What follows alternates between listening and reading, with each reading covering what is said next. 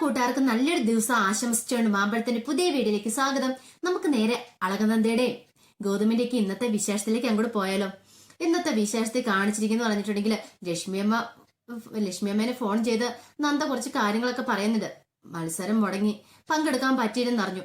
ഇതെല്ലാം പിങ്കി കേട്ടാലും നടത്തുമെന്ന് ഇന്ന് പിങ്കിക്ക് സമാധാനമായി, രക്ഷപ്പെട്ടു. അങ്ങനെ നേരെ പിങ്കി അകത്തേക്ക് ചെല്ലുമ്പോഴാണ് മോഹിനി അങ്ങോട്ട് വരുന്നത്. അപ്പൊ മോഹിനിയോട് തന്റെ ഉള്ളിലെ ആ സന്തോഷം അങ്ങനെ പിങ്കി പങ്കുവയ്ക്കുകയാണ്. പിങ്കി പറഞ്ഞു, നമ്മൾ ഉദ്ദേശിച്ച പോലെ എല്ലാ കാര്യങ്ങളും നടന്നു.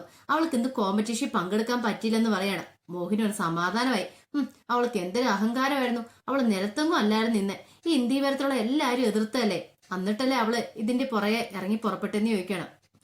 ഒരു കാര്യം ഉറപ്പാ ചെറിയമ്മേ, ഇനി അവൾക്ക് കുറച്ചു നാളത്തേക്ക് ഒരു അനക്കം ഉണ്ടാവില്ല. അവളൊന്ന് ഒതുങ്ങിയ മട്ടാന്ന് തോന്നുന്നേ.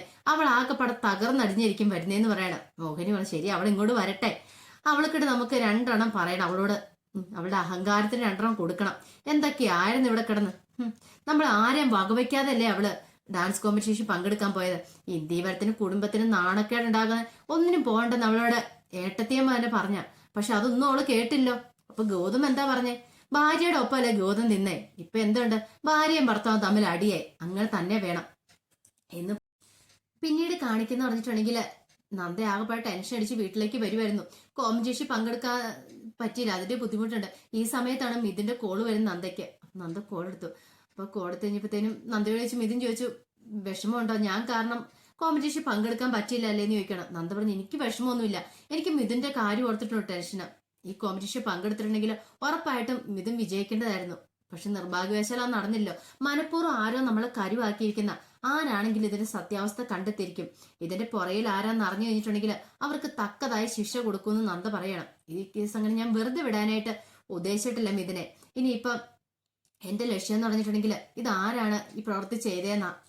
നമുക്കറിയാവുന്ന ആരെങ്കിലും ആണെങ്കിലോ അല്ലെങ്കിൽ ആരെങ്കിലും ആട്ടെ, പക്ഷെ ഞാൻ ഇത് കേസ് വെറുതെ വിടില്ല എന്ന് പറഞ്ഞിട്ട് നന്ദ കോള് കട്ട് ചെയ്യണം. അന്ന് അങ്ങനെ നന്ദ വിഷമിച്ച് വീട്ടിലേക്ക് വരുന്ന സമയത്താണ് അവിടെ മോഹിനിയും പിങ്കിയും കൂടെ സംസാരിച്ചുകൊണ്ട് നിൽക്കുന്നത്. അപ്പൊ നന്ദയായിരുന്നു ചർച്ചാ വിഷയം എന്ന് പറഞ്ഞിട്ടുണ്ടെങ്കിൽ. അപ്പൊ നന്ദയുടെ വരവ് കണ്ടപ്പോ രണ്ടുപേർക്കും ചിരി വരുന്നു. വരുന്നുണ്ടല്ലോ, ഡാൻസിന് ഫസ്റ്റ് പ്രൈസ് കിട്ടി തന്നെ കിട്ടിക്കാണും ഇല്ലേ നന്ദമോളേന്ന് ചോദിക്കുകയാണ് മോഹിനി.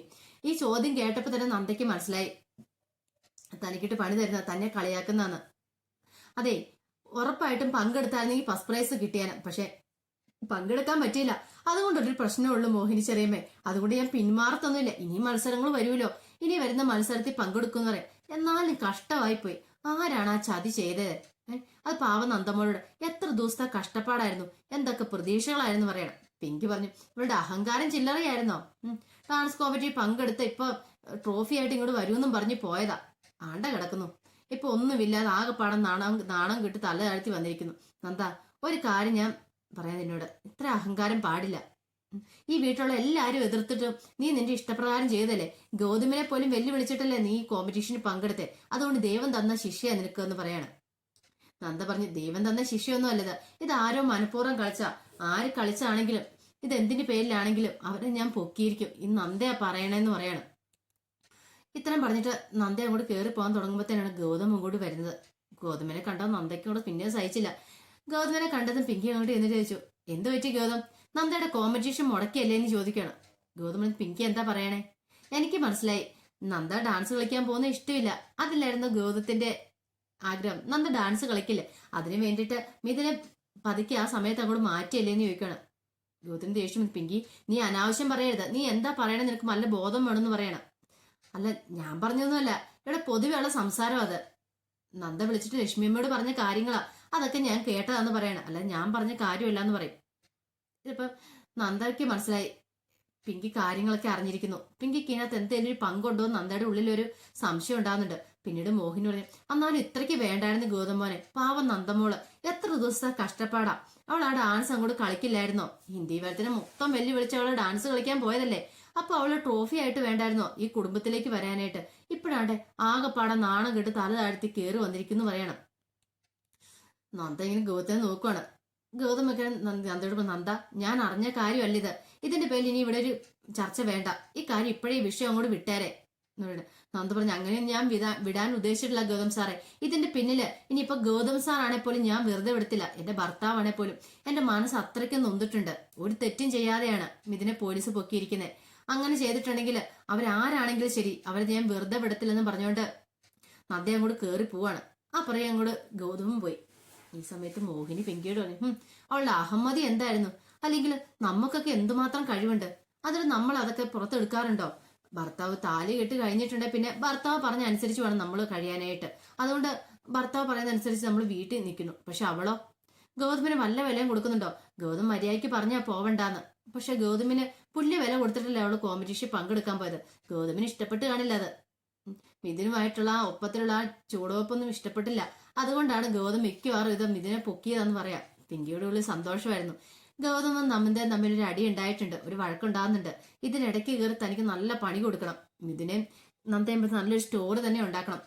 ഈ സമയത്താണ് അത് ഏക്കും. നന്ദ ഈ വീട്ടിൽ നിന്ന് പൊക്കോളും, ഗൗതം പോയില്ലെങ്കിൽ ഗൗതം അവളെ അടിച്ചിറക്കിക്കോളും. അങ്ങനെ ഒരു ചിന്തയൊക്കെ ഉണ്ടായിരുന്നു നമ്മുടെ പിങ്കിയുടെ മനസ്സിൽ. അപ്പൊ ഇതിനെക്കുറിച്ചൊക്കെ സംസാരിച്ചുകൊണ്ടിരിക്കുന്ന സമയത്താണ് അങ്ങോട്ട് ലക്ഷ്മിയമ്മ വരുന്നത്. ലക്ഷ്മിയമ്മ കേട്ട് ഇവര് പറയുന്ന കാര്യങ്ങളൊക്കെ. അപ്പൊ നന്ദ കോമ്പറ്റീഷൻ പങ്കെടുക്കാതിരിക്കാൻ വേണ്ടിയിട്ട് ഗൗതമാണ് ഇത് ചെയ്യിച്ചെന്നൊക്കെ മോഹിനി പറയുന്ന കേട്ടപ്പോ തന്നെ ലക്ഷ്മി അങ്ങോട്ട് വന്ന് പറഞ്ഞു, അതെ എന്റെ ഗൗതമൻ അങ്ങനെ ഒരുത്തനൊന്നും അല്ല. അവനുണ്ടല്ലോ ഈ ചെറിയ കാര്യത്തിനൊന്നും നന്ദനെ തടയത്തുമില്ല. അല്ലേലും അവള് പോയി കോമ്പറ്റീഷൻ പങ്കെടുക്കുന്നുണ്ട്, അവൻ എന്നാ കുഴപ്പമിരിക്കുന്നത്? അവൻ അങ്ങനെ ഒരു പ്രശ്നമില്ല. വീട്ടിൽ അടച്ചു പൂട്ടി വെക്കുന്ന ഒരു പുരുഷനെ അല്ല അവനെന്ന് പറയാണ്. എനിക്ക് എന്റെ ഗൗതമിനെ അറിയാം എന്ന് പറയും. പിന്നെ അറിയാം. എന്നിട്ടാണോ ഗൗതം ഇന്ന കോമ്പറ്റീഷൻ മുടക്കിയെന്ന് ചോദിക്കണം. അല്ല ഗൗതമ മുടക്കിയ നിങ്ങൾക്ക് എങ്ങനെ അറിയാം? നിങ്ങൾക്ക് തെളിവ് വല്ലതും ഉണ്ടോ കയ്യില്? ഇല്ലല്ലോ. പറഞ്ഞു കേട്ട് രൂഹാഭാവം മാത്രമല്ലേ ഉള്ളൂ. എന്നാലും എന്റെ ലക്ഷ്മിയമ്മേ, എല്ലാവരുടെ മുന്നിൽ ഗൗതം നാണം കെട്ടില്ലേന്ന് നന്ദ ഓഫീസിൽ പോയി വെല്ലുവിളിച്ചെന്ന് അറിയാൻ കഴിഞ്ഞത്.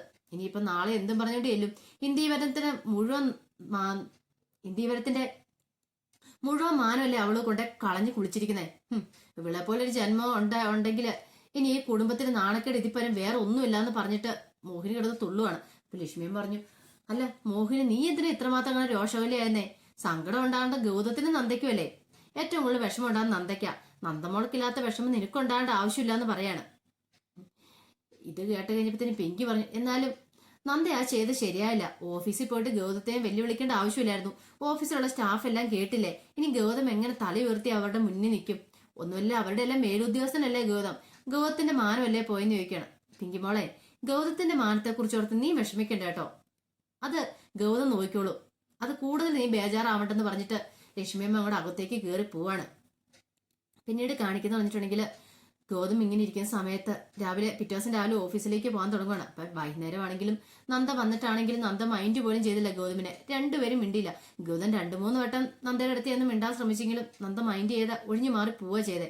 നന്ദയ്ക്ക് വല്ലാത്തൊരു ടെൻഷനായിരുന്നു ഉള്ളിലുണ്ടായിരുന്നേ. ഇനി ഗൗതം സാറാണോ അത് ചെയ്യിച്ചെന്നൊക്കെയുള്ളത്. പിന്നീട് കാണിക്കുന്ന പിറ്റേ ദിവസം രാവിലെ ഗൗതം പോകാനായിട്ട് ഒരുങ്ങുന്ന സമയത്ത് ലക്ഷ്മിയമ്മ ഇങ്ങോട്ട് വന്നു.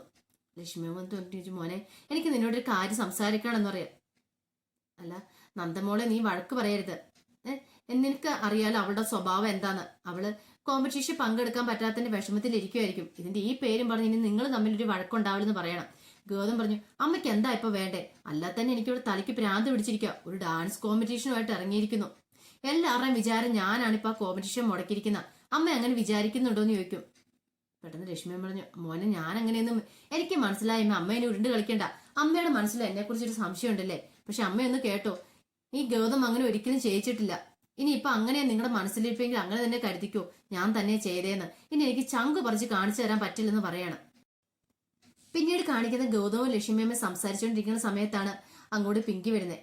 പിങ്കി വന്നിട്ട് പറഞ്ഞു, എന്തായാലും ഇന്നലെ നന്ദ കാണിച്ച പരിപാടി ശരിയായില്ല ഗൗതമിനെ അവിടെ വന്ന് നാണം കെടുത്തിയിട്ട് പോകുന്നില്ലെന്ന് ചോദിക്കുകയാണ്.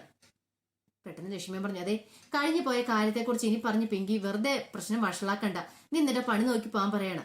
ഓ അങ്ങനെയാണ് ഇപ്പൊ കാര്യങ്ങളൊക്കെ. അല്ല എനിക്കൊരു അഭിപ്രായം പറയാൻ പോലും പറ്റില്ലെന്ന് ചോദിക്കുകയാണ്.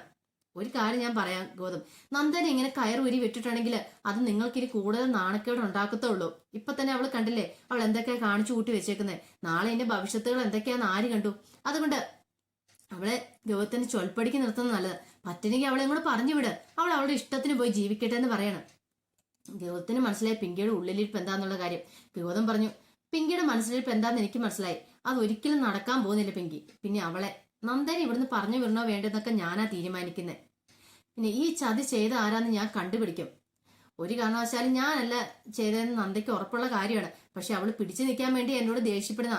പക്ഷെ ഇതിന്റെ പുറയിൽ ആരാന്നുള്ള സത്യം ഞാൻ കണ്ടുപിടിക്കും. കണ്ടുപിടിച്ചോണ്ട് അവരെ ഞാൻ വെറുതെ വിടാൻ പോകുന്നില്ല. ആരാണെങ്കിലും അവർക്ക് അതിന് തക്കതായ തിരിച്ചടി ഞാൻ കൊടുത്തിരിക്കുമെന്ന് പറയണം. ഇത് കേട്ട് കഴിഞ്ഞപ്പോഴത്തേനും പിങ്കിയുടെ മുഖം അങ്ങോട്ട് മാറി. ഇത്രയും പറഞ്ഞ് ഗൗതം അങ്ങോട്ട് പോവാണ്. ഗൗതം പോയി കഴിഞ്ഞപ്പോഴത്തേനും ലക്ഷ്മിയമ്മ പിങ്കിയെ നോക്കുകയാണ്. പിങ്കിയുടെ മുഖം കടന്നൽ കുത്തേറ്റ പോലെ ആയിപ്പോയി. എന്ത് പറ്റി പിങ്കി? ഗൗതം അങ്ങനെ പറഞ്ഞു കഴിഞ്ഞപ്പോ നിന്റെ മുഖത്തൊരു വാട്ടം ഉണ്ടായത്. ഇനി നിനക്ക് ഇതിനകത്തെങ്കിലും എന്തെങ്കിലും പങ്കുണ്ടോ എന്ന് ചോദിക്കുവാണ്. നീയാണോ ഇനി ഇപ്പം നന്ദയ്ക്കിട്ട് പണി കൊടുത്ത് നന്ദയെ കോമ്പറ്റീഷൻ പങ്കെടുപ്പിക്കാതിരുന്നേന്ന് ചോദിക്കുകയാണ്. ഇത് കേട്ടതും പിങ്കി ഞെട്ടിത്തെറിച്ച് നിൽക്കുകയാണ്. അപ്പൊ അതിന്റെ വിശേഷങ്ങളൊക്കെ നമ്മളിന്ന് കണ്ടേന്ന് പറഞ്ഞിട്ടുണ്ടെങ്കിൽ ഇതിന്റെ ബാക്കി വിശേഷങ്ങളുമായിട്ട് വൈകുന്നേരത്തെ പ്രൊമോയിന് ഞാൻ വരാട്ടോ. അപ്പൊ എല്ലാവർക്കും വീഡിയോ ഇഷ്ടപ്പെട്ടെങ്കിൽ ഇത് ലൈക്ക് ചെയ്യണം കേട്ടോ. ആദ്യമായിട്ട് കാണുന്നവരാണെങ്കിൽ ഒന്ന് സബ്സ്ക്രൈബ് ചെയ്യുകയും കൂടെ ചെയ്യണം കേട്ടോ. ഒരിക്കൽ കൂടി എല്ലാവർക്കും നല്ലൊരു ദിവസം ആശംസിച്ചുകൊണ്ട് നിർത്തുന്നു. നന്ദി.